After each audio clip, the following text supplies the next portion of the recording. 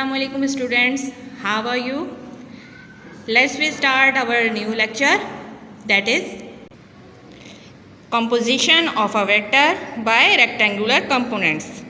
ठीक है, टॉपिक क्या है? composition of a vector means हमें वेक्टर बनाना है जो हमारे पास रेक्टेंगुलर कंपोनेंट हमने लास्ट टॉपिक में डिस्कस किया था, जिनको हमने स्प्लिट अप किया था किसी वेक्टर को दो कंपोनेंट्स में, that is F of X and F of Y.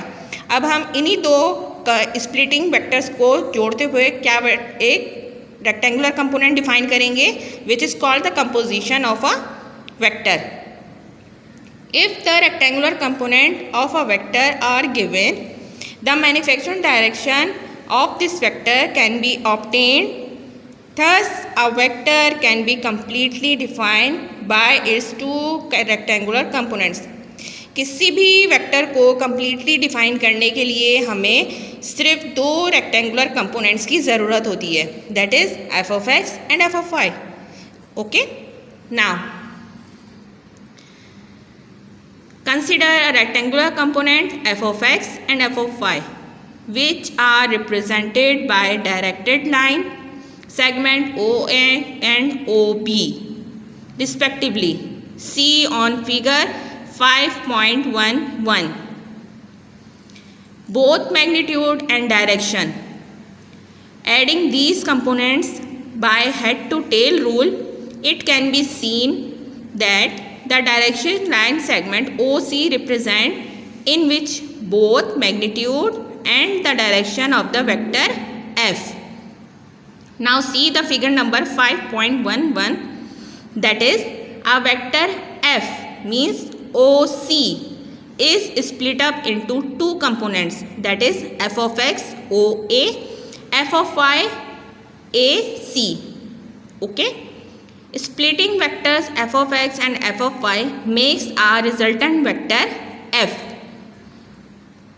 To derive the expression for the magnitude and direction of f vector in terms of the magnitude of the rectangular components f of x and f of y, consider the right angle triangle OAC. In figure 5.11, OAC make a right angle triangle by using Pythagoras theorem, that is this is the rule theorem is in the mathematics. ठीक है, जब आप mathematics में Pythagoras theorem पढ़ते हैं तो उसमें आपको डिफाइन किया जाता है कि जो बेस है हमारे पास, मीन्स आपके पास जो ओ सी आपका परपेंडिकुलर है, इन मैथमेटिक्स पाइथागोरस थ्योरम क्या कहता है, एज वी नो दैट, ये आप लोग जब अपनी कॉपी में नोट डाउन करेंगे तो जो मैंने पेंसिल आउट किया हुआ है वो भी आप लिखेंगे। ठीक है, as we know that Pythagoras theorem is hypotenuse square is equals to base square plus perpendicular का स्क्वायर। मीन्स इसकी जो वैल्यूज़ हैं जो भी आपके पास गिवन होंगी उनका square, base square plus perpendicular square is equals to hypotenuse square. This is called the Pythagoras theorem. Now we this theorem is apply in figure 5.11, then we get OC square is equals to OA स्क्वायर plus AC square. In the terms of base, perpendicular and hypotenuse, we labeling this figure in the terms of OC square is equals to OA square plus AC square. Now we change above equation in terms of f of x, f of y and resultant vector f. Means f square is equals to OC square, OA square is equals to f of x the square plus AC square is equals to f of y. Now we put the values in terms of f of x, f of y, then we get, जब हम f के ऊपर से square हटाएंगे तो mathematics के rules के मुताबिक हम दूसरी तरफ क्या लगाते हैं, स्क्वायर रूट।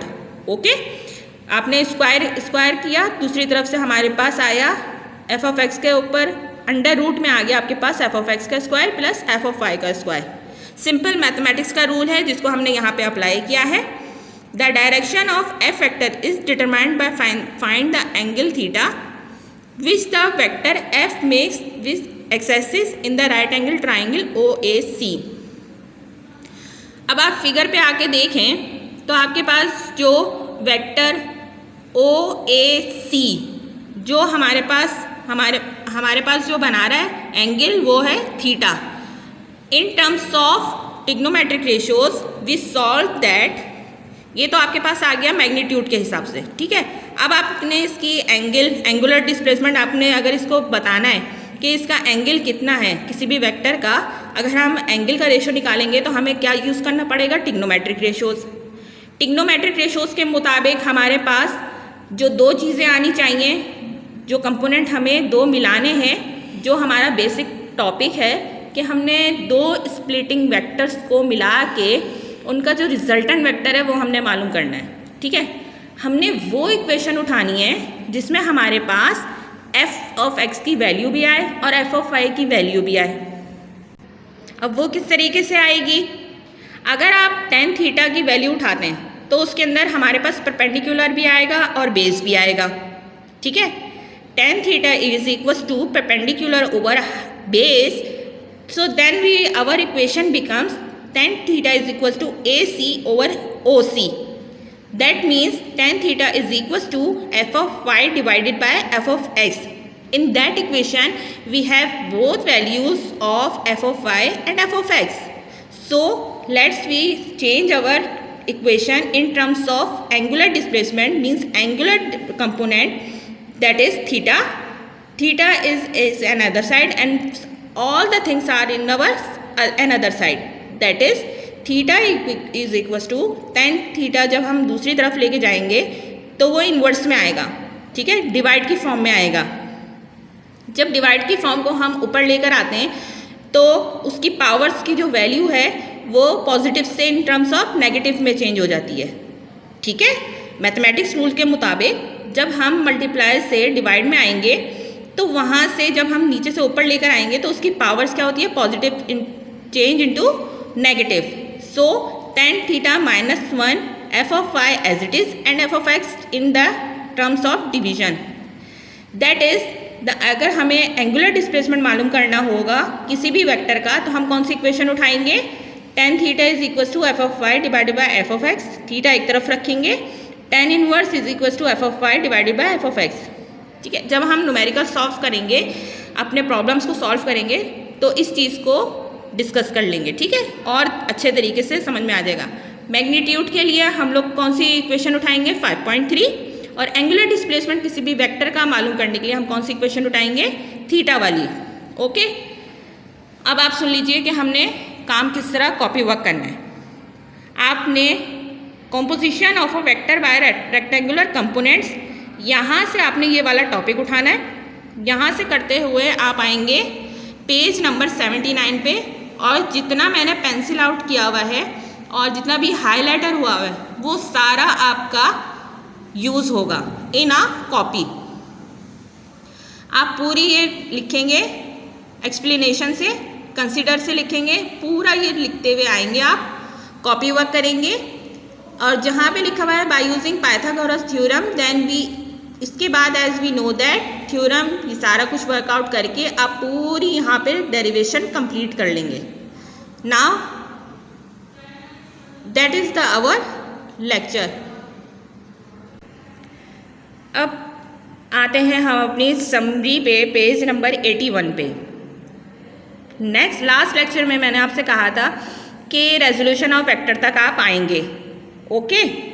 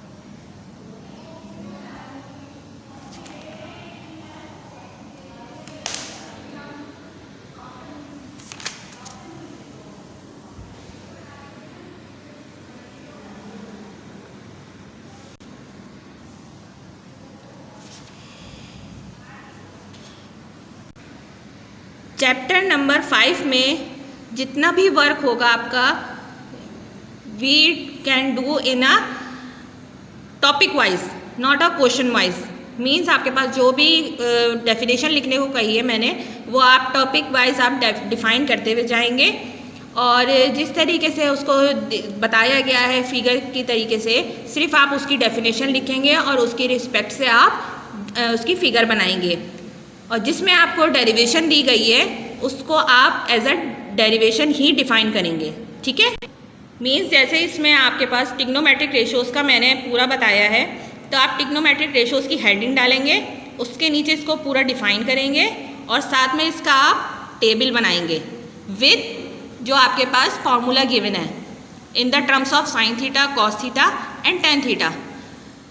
इस टॉपिक में आपके पास ये आप पूरे इसका डिफाइन करेंगे, उसके साथ साथ आप क्या डिफाइन करेंगे, टिग्नोमेट्रिक रेशियोज़ का table, that is 5.1। Next topic आपका आ जाएगा रेजोल्यूशन ऑफ वेक्टर, जिसको मैंने हाईलाइट किया है वो आप लिखेंगे।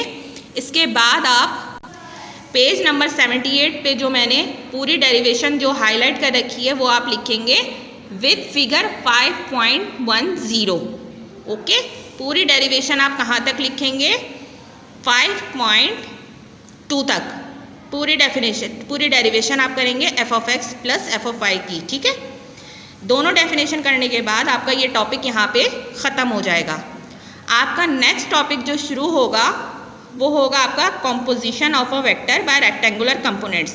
This is the another topic in this chapter, that is the composition of a vector by rectangular component.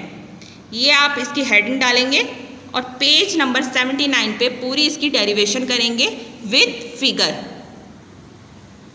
यहाँ पर आके आपका पूरा चैप्टर ख़त्म होता है। ठीक है, इस चैप्टर को हमने यहाँ पर पूरा डिस्कस कर लिया है। इसके बाद हम लोग जो अपना कंटिन्यू करेंगे वो एज इट इज़ हमारे MCQs होंगे और इस चैप्टर के रिलेटेड हमारे numericals. So we come back to our MCQs of this chapter. MCQs of chapter number 5 are, number 1 is scalar quantities are specified by only its magnitude. Number 2, scalar quantities are added, subtracted, multiplied and divided by arithmetical rules, means mathematical rules in other terms. Number 3, the method of adding vectors is known as head to tail rule, the rule which is defined as in the addition of vector. Now number 4 is force is a vector quantity. 5, a vector is denoted by a arrow ahead, means आपके पास किसी भी vector को define करने के लिए उसके ऊपर क्या लगाते हैं, एक एरो का निशान जो उसको रिप्रेजेंट करता है as a vector. Number 6, if a force is f vector multiplied by a number n, the magnitude of the new vector becomes n multiplier form f. n and f are in the multiplier form. The n is the magnitude of a vector and f is the direction of the vector. Okay, now 7, in a right angle triangle the side opposite to the right angle is called hypotenuse. This term is discussed in our lecture in detail. Now 8 is, if f of x and f of y are rectangular component of a force f, then tan theta is equals to f of y over f of x. In a right angle triangle, sin theta is equals to the ratio of perpendicular over hypotenuse. Same as discussed in our lecture. The value of sin 45 degree is 1 over 1 divided by under root 2. 11 is the splitting of a vector into its component is called resolution of vector. A vector whose magnitude is same but direction is opposite, is called negative vector. Weight is a vector quantity. Pressure is a scalar quantity. Torque is a vector quantity. The work torque is discussed in our next lecture, in our next chapter. 16 is vector are added or subtract by head to tail rule. The value of sine 60 degree is 0.866. In a right angle triangle, sine theta is equals to perpendicular over hypotenuse, cos theta is equals to base over hypotenuse, and tan theta is equals to perpendicular over base. P is perpendicular, B is called base, and H is called hypotenuse. In short term, 19 is if f of x and f of y are rectangular component of a force, then f vector is equals to f of x square plus f of y square. The chapter of 5, that is vector, is completed in that way. Numericals are discussed in our next lecture, inshallah. So our students, please be care and safe at home. Allah Hafiz.